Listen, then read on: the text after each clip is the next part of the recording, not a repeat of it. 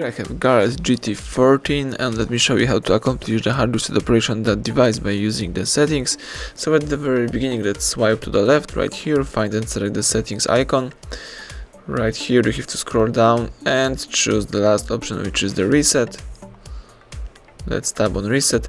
So this will erase all your data from your smartwatch. If you are aware of this, let's tap reset again.